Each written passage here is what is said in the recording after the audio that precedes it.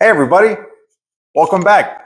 We're finally at part 3 of the fingerboard diorama tutorial. Oh my goodness, that's a mouthful. I wish I didn't have to say so much.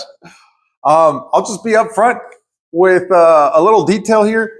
I already had recorded this intro and most of this video, but I just didn't like how I seemed. I wasn't feeling very good that day, and although I wasn't like depressed or I just wasn't like my usual upbeat self. So I just thought, oh, I'm just going to re-record that. So I did right now here. Anyway, let's just get into the build, the rest of it. Funny enough, I actually forgot to bring the build out. So one sec. Okay, so I have already installed the rail that we're going to install. Okay, so real quick before I show you, real quick, I'm just going to put up here on the screen. Again, where I bought these specifically, they come with the hardware. Hardware meaning the screws or bolts that go in there. They come with them most of the time. Sometimes you'll get a little off one. Hopefully not. But for example, I got this. It only came with one. What? But whatever, that happens in a set of 10. It's not too bad. Here also, I'm going to put up the washers that I got. I got them from Walmart. You can get them from anywhere. I'll go ahead and show you the sizes here in case it doesn't show up. It's 3/16 by 3/4 of inches, right? Really, you just want to make sure they're the right size because that hole, it needs to be big enough for the bolt to go through, right? Anyway, so there's that. And here's the finished product. Wow. So I know because I had already recorded this video, maybe actually, that's a good idea. I'll do a little transition where I'm installing this now. So firstly, I'm going to go ahead and put the washer on the first bolt. Go ahead and come up beneath here. It's going to be this particular hole, right? So I'm going to put it flush, right? Hold it there for just a bit, and then I'm going to get my spacer. Okay, so we're going to put that there. All right, so that's going to be able to hold itself. So we're going to come up here, put the next one in.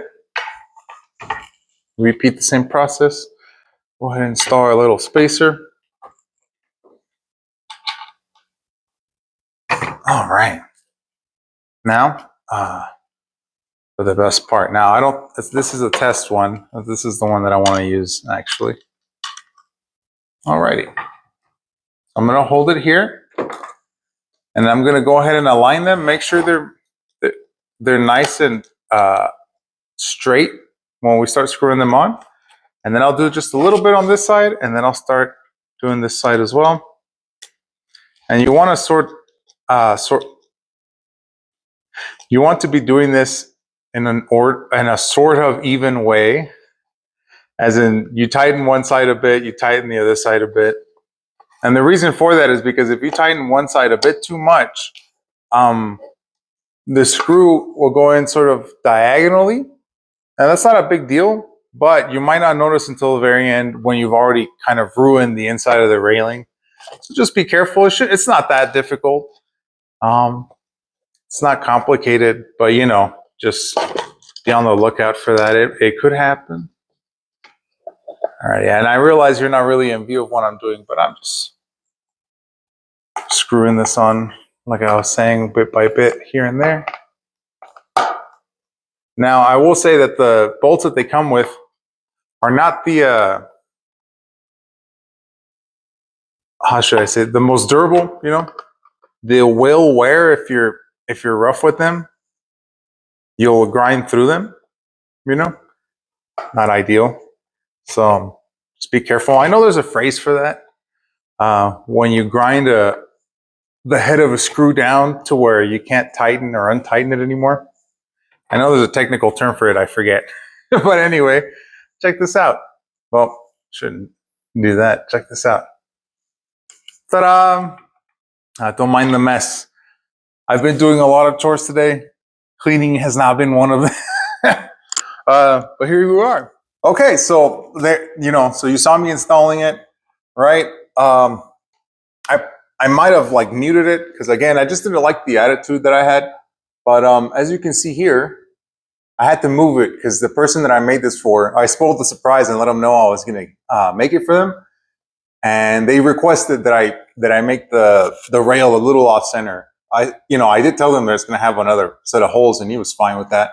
So basically what you do is we pre-drilled last time, I believe. And so those were the pre-drilled holes, right? But again, I drilled some new ones, and all you really have to do is you place this, or you place the bolt first, as you saw, right? And then you just install this. Sometimes you need spacers, or like wannabe spacers, right? Because instead of using several washers, because that can get pretty expensive quick, I have a bunch of spare leather right here. This is a little cutout circle, but basically I cut this out, cut a little hole in it, and then I put it in between, or I should say like under that washer, but on top of the grass. And so it gives it a little more space, because sometimes, depends on the railing and the way you install it and stuff, sometimes it'll be a little loose, a little wobbly. And to be honest, you really don't want that when you're skateboarding or fingerboarding, to be honest. That's just bad news. So yeah, here it is. I didn't include in the tutorial, I didn't include these little flowers or these little grass steps. I was really trying to make this entire video in a way that's more accessible to most people. I didn't want to have everybody spend a whole ton of money without even realizing what would become of it. So that's why this particular tutorial, it's really long, but it's more or less simpler, right? I also in the beginning noticed that I showed you one that had brick layout, like sprayed on, this one right here. And that's cool, but two reasons that I didn't include that. The first one is the same reason I just said right now, is because it was just too much to do. And I feel if you're starting just barely, or if you're just trying to get ideas, it could be overwhelming, But it's not really that. That's kind of like half the reason. It's also because while I was airbrushing stuff, I got a lot of work done. But when I finally came to spray the brick with the stencil that I had, or have, my airbrush broke. It clogged up, and it had happened before, but long story short, it did not unclog no matter what I tried. I really tried cleaning it for like a good hour. It was rough. So I had to buy a new one, right? No big deal. But I have to wait for that to get here, blah, blah, blah. So here we are. Anyway, here's the finished product once again. And you're probably wondering, hey man, you said that you're working, sorry, dropped something there. You said you're working on several things. Why don't you show us? And I have a little surprise for you. I have no idea how this is going to look. I don't know what music it has. I barely just shot the footage. Long story short, I made a little trailer for this set of 3 different dioramas that I made. I think they're very cool, but instead of just going on and on, let's just go ahead and watch the trailer now.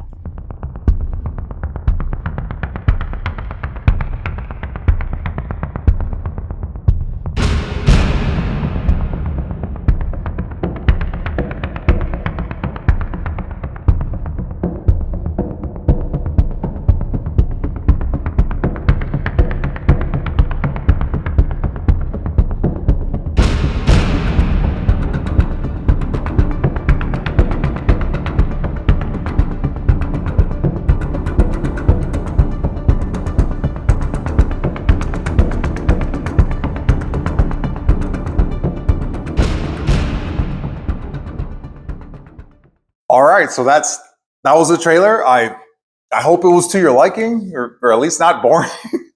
So yeah, and since you already saw the trailer and now you know what they look like, let me go ahead and bring them out. I'm gonna take this. Be right back. All right, so I do have to set them down because they're quite big. But all right, there it is. Now you might have seen more detail on the in the trailer because I'm trying to keep it all within shot. Instead of doing this, trying to show the whole thing and how it looks. Awesome, and I even painted. I don't think I showed that in the trailer, but I even painted the back. Just a real quick rundown. This is supposed to be a sort of execution zone. I'll talk about that more, but so basically you have like the silhouettes where people were standing, blood splatters, silhouettes, and then within the silhouettes are random bullet holes, right? Pretty cool. I know it's hard to see with the angle there. There's some blood-stained flowers down there, a nice solid bar. Look, you can see the spacer under there. A little black bit down there. See, it doesn't look terrible. You can barely tell. In fact, you might have not seen it unless I point it out. But anyway, that's one. This is one. It's got a little diagonal one. I made it like that because I had already made two with straight rails, and I like to get a little creative with this stuff. So let's go ahead and put this one out of the way. I got the other one right here. Bam. Yeah. So this one feels more like a firing line, so to speak, right? And you got the straight bar here, actually straight this time. Sometimes I place them really off center. It's terrible. But yeah, check that out. As you can see, when I was doing the gray paint, I actually got to paint the cobblestone on these. It's when I got to the brick that the thing had already clogged up, unfortunately. But yeah, there's that design. I really like this one. I think it's weird because like nature will do its own thing, but it feels very totalitarian-esque, you know? I don't want to get too political here, but it just feels like very structured. And well, if you know anything about politics, they love their structure. Anyway, let's not get into the weeds of that. Let's go ahead and show you the very last one here. All right. And all of them have the same idea. They're all little silhouettes with random bullet holes, some even on the head or neck area. This one's a little closer to the firing line. And then it's got like a semicircle and more grass coming through. There's barely a walkway for them to go in and line up, but they're there.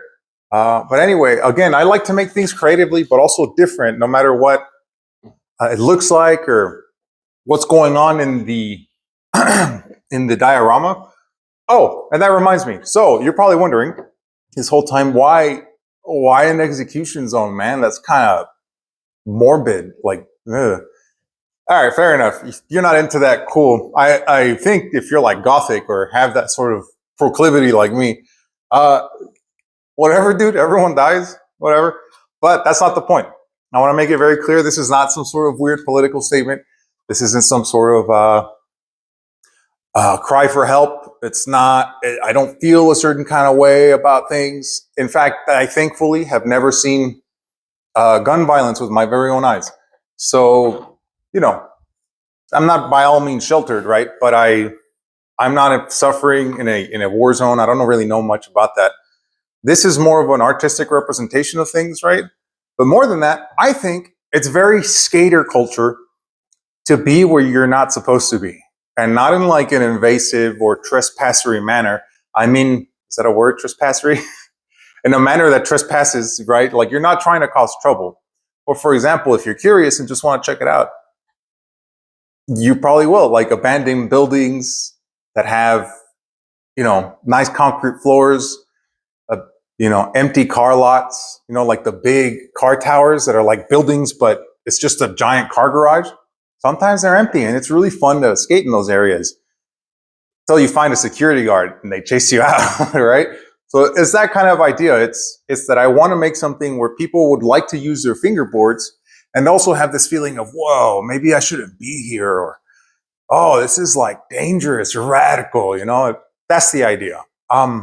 Because again, I've never had to deal with anything like this, and I'm sorry if it's offensive to you, but it's just an artistic thing. I'm just expressing myself artistically, and I think it's a cool setting for play. I don't think it's a cool setting in real life. Just want to make that clear.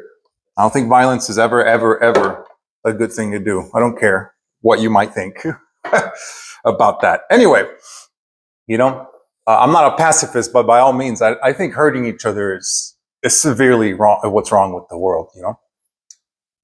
Blah, blah, blah. I might actually cut that out. I don't think I want to talk about that. Anyway. Okay, so those are the fingerboards. I do have a couple more, so let me just go ahead and show you that. think they're over here. All right, so I made some parks with ponds in them. First, I'll show you the big pond one. I made this one, all right? Again, I would have liked to do the brick here, but you know, I don't think I'll post these online until I've done the brick, but I don't know, maybe I'll change my mind. Maybe I will just post them like this. But yeah, there you go. This is an epoxy rail, and this is also made of epoxy. I was sort of, you know, experimenting with the way this stuff works, and they both glow in the dark, which I think is a pretty cool detail. And if I zoom in just a little bit, you can see that there's like almost like an algae growth within the water. I think it's a very cool idea. The bar, the original idea was to put like grass around it somehow, or like glue grass on the bottom, but it just felt too bulky. It felt like in the way. And I think this color really like matches the aesthetics, so it's not too bad. I think it's great. So we have that one with a glow-in-the-dark rail, right? Pretty cool. Sorry, these have been sitting for a while, so they collected some dirt.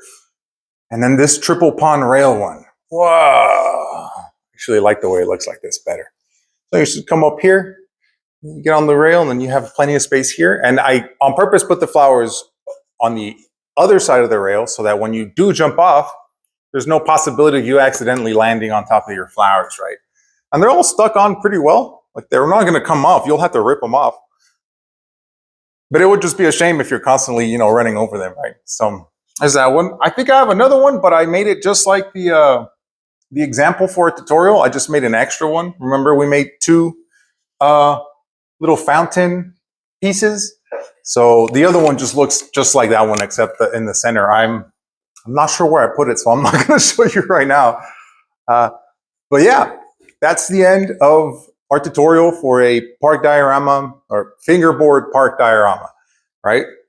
I hope that all these other ones that I showed you, maybe it'll give you ideas for what you want to make. If you'd like to copy those ideas, I don't care. That's fine. As long as you make it with your own hands, it's your work. It's fine. It's a little different when it comes to music and writing and stuff, but if you saw this video, I'm trying to teach you. It's a tutorial. If you do it exactly like me and you make money, awesome. I hope you do. Or if you just do it for fun, that's fine too, you know? Anyway, I think I've gone on long enough. I hope you like the trailer. I call it a trailer because I don't know what else to call it. Maybe I'll call it a showcase and a title. I don't know. It's not really to try and sell it, because I don't have any presumption that thousands of people are going to get to see that trailer. It's more like just for fun, just for editing practice, you know. Anyway, I think we've done enough today. I plan on making a lot more tutorial videos, and I'm not going to spoil what they're on, but they are related to fingerboarding. But yeah, I don't have really an outro CD for you guys today. I really wanted to make this video as short as possible so that we can finally finish it. Look forward to more Darkwood playthrough, and we'll see you in the next tutorial. I love you, Alara.